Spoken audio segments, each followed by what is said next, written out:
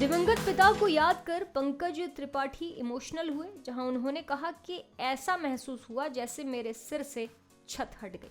जी हां, पिता का इसी साल निधन हो गया था। वहीं एक्टर अपने पिता की मौत के गम से आज तक उभर नहीं पाए हैं। उन्होंने ये भी कहा, हाल ही में एक्टर ने अपने दिवंगत पिता को याद किया। पंकज त्रिपाठी बॉलीवुड के मोस्ट वर्सेटाइल एक्टर्स में से एक हैं। उन्होंने तमाम फिल्मों में अपनी दमदार अदाकारी का लोहा मनवाया है। हालांकि हाल ही में पंकज त्रिपाठी को पर्सनल लाइफ में काफी मुश्किल हालातों से गुजरना पड़ा था।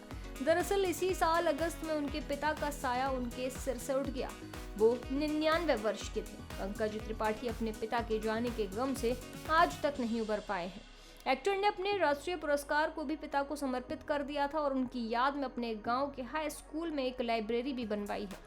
वहीं अब OMG 2 एक्टर ने एक इंटरव्यू में अपने दिवंगत पिता को याद किया। एक इंटरव्यू में अपने दिवंगत पिता को याद करते हुए पंकज त्रिपाठी ने कहा कि मैंने पिछले 30 सालों से अपने पिता से कोई सलाह नहीं ली। मैं एक आज़ाद इंसान रहा और पिछले 30 सालों से अपने फैसले खुद ले रहा हूँ। आमतौर पर कोई फैसला लेने के बाद मैं उन्हें फ़ोन करता था और बताता था कि मैं ये कर रहा हूँ। जैसे मुंबई पहुँचने के बाद मैंने उनसे कहा था कि मैं मुंबई जा रहा हूँ। उन्होंने मुझसे पूछा कि आप मुंबई में क्या करोगे?